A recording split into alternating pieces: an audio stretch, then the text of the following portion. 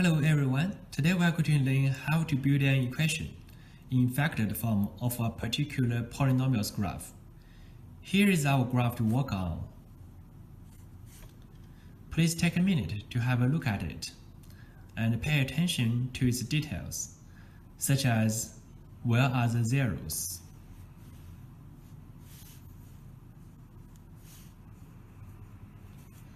What behaviors do the graph has on those zeros?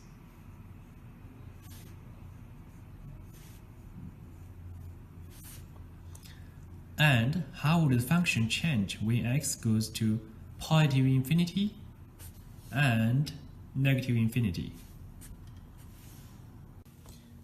Here are some basic knowledge you need to solve this problem. If you see the line on the graph goes across at x-axis at x equal to a,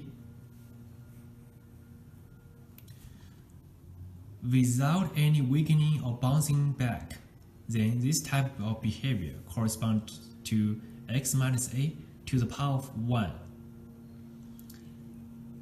If you see the line on the graph touches x-axis and bounces back,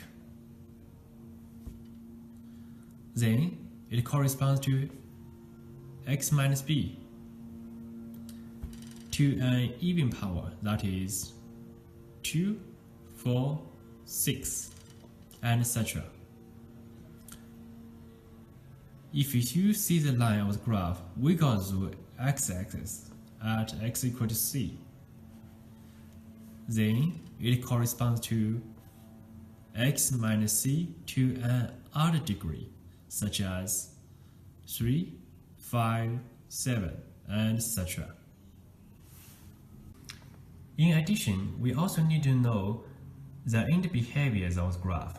That is, how would the function's graph tends to be as x goes to positive infinity or x goes to negative infinity. If f of x goes to positive infinity as x goes to positive infinity and x goes to negative infinity, then the polynomial has an even degree and a positive leading coefficient.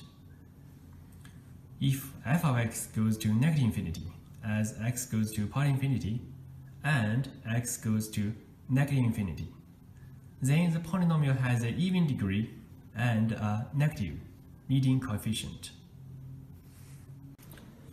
Okay, now we have all the tools we need to solve this problem. Let's go back and record all the information we have observed on the graph. First, we have 3 zeros, x equal to -4, -1, and 2. When x equal to -4, it crosses, which means we have a factor x plus 4 to the power 1. When x is -1, it bounces, which means we have x plus 1 to an even power, 2, 4, 6, and etc. To make our life easy, we pick up the smallest possible degree, which is x plus 1 to the power of 2. When x equal to 2, the graph wiggles, which means we have x minus 2 to the power 3, 5, 7, and etc. Also, to make things simple, we pick up the smallest possible degree, which is 3.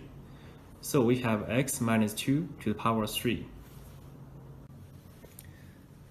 Together, we have a primitive answer, x plus 4 to the power 1 times x plus 1 to the power 2 times x minus 2 to the power 3.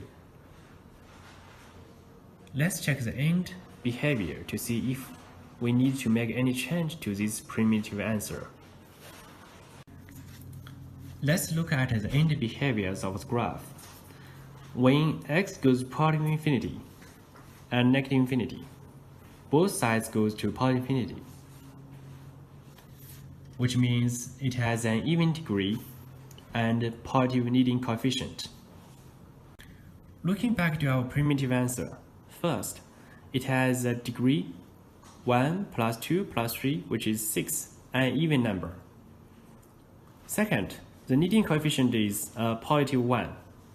Great, it satisfies the requirement in the second step, which is about end behaviors. So the primitive answer turns out to be our final answer.